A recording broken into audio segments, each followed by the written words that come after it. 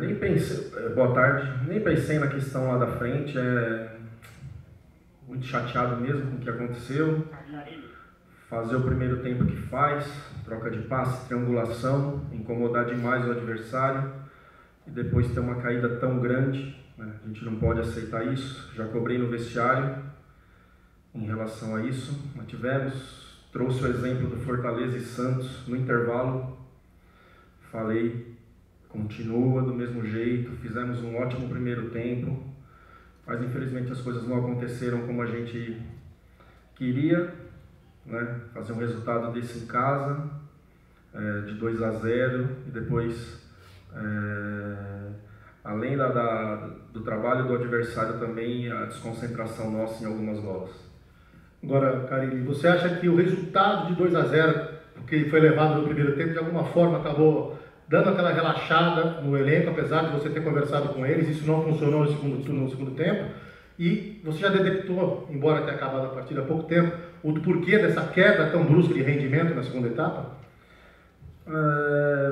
A questão da queda, na minha opinião, foram os erros. Começamos a errar muito na construção, erros simples, né? Eu tinha passado que o meio de campo do Ceará com o Ricardinho, esses atletas, Thiago Galhardo, são jogadores de qualidade, e em cima dos nossos erros de passe, né, que a gente voltou a ter no segundo tempo, a equipe adversária cresceu, né, e a gente toma o segundo gol aí de um lance que tem que parabenizar o Leandro. Lembro do Roberto Carlos em 2010 fazendo um gol assim no Pacaembu, é muito difícil, né, mas o que mais me chamou a atenção, é claro que depois eu vou analisar tudo no começo da semana, foi a questão dos passes.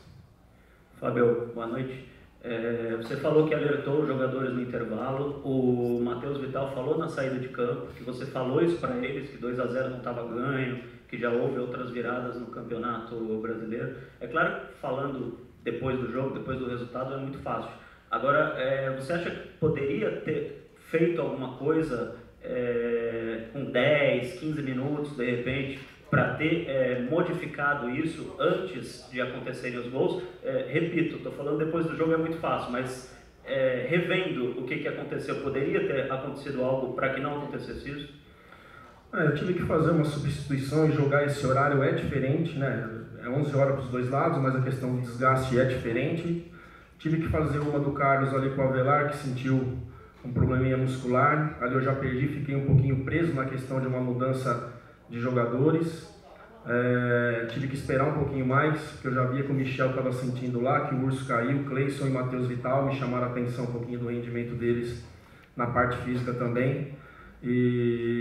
Mas o que eu cobrei, né, de mudança de corredor, que a gente fez bem no primeiro tempo, terminar de um lado da bola, começar de um lado e terminar do outro, e a gente não conseguiu fazer isso. Começamos a jogar a bola muito para trás, isso pode ser através do cansaço também, depois a gente vai olhar tudo direitinho. Mas é claro que todos nós, né, não só eu, como todos os atletas, quando ganha, todos ganham, quando perde, todos perdem, né, na responsabilidade nunca do técnico numa vitória 100% e numa derrota também não, mas todos nós poderíamos ter feito algo a mais.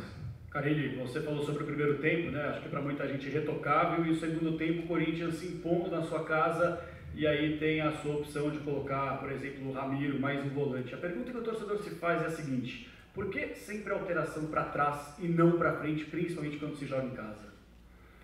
Porque é o banco que eu tenho, né? Eu deixei dois atacantes, é bom falar isso também, ficou Gustavo e Love no jogo, né? E a outra era para dar uma sustentação maior mesmo com o Ramiro, jogador experiente ali dentro do meio de campo ali, para que a gente continuasse forte, faltando poucos minutos e com o time já cansado. Então foi uma substituição para a gente ganhar um homem mais à frente, o Love com o Gustavo, e uma outra para a gente ter um equilíbrio maior na questão da marcação e da saída de jogo, né? Mas sai um escanteio nos acréscimos e o cara foi muito feliz no lance. Carille, tinha 31 pontos, com esse empate foi a 32, perdeu a chance de encostar no Flamengo e no Santos. Foi um resultado injusto pelo que o Corinthians jogou, e agora, como ver também, o São Paulo hoje joga mais tarde, pode passar o Corinthians na tabela se vencer o Inter. Eu não gosto de ficar olhando muito, né, o adversário, os adversários, os jogos. Eu gosto de fazer o nosso melhor aqui sempre. Primeira pergunta, desculpa. Se foi um resultado injusto? Não, não foi injusto não.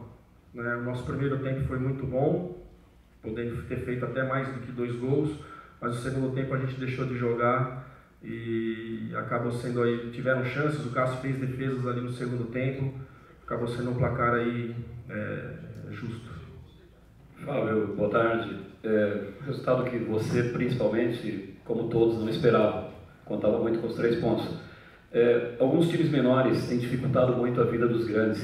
O Corinthians deixou 2 pontos em Santa Catarina contra o Avaí e hoje contra o Ceará. Recentemente, num jogo que não te diz respeito, indiretamente diz, o Santos fez 3-0 na Vila no primeiro tempo e o Fortaleza reagiu e fez 3-0. Está faltando consciência aos atletas dos clubes maiores e mandantes, principalmente, para quando abre um 2-0, um 3-0, saber trabalhar isso para não permitir essa reação. E segunda, se você me permite, por que o Corinthians tão diferente no segundo tempo do que apresentou no primeiro?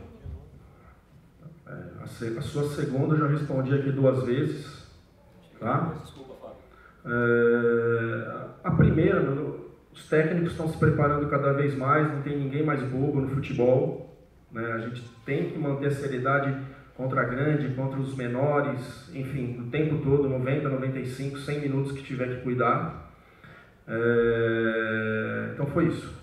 Não é desrespeito, não é nada, mas a gente baixou a guarda, principalmente na questão da posse de bola, que era a ideia ter uma posse de bola no campo ofensivo e a gente não conseguiu fazer.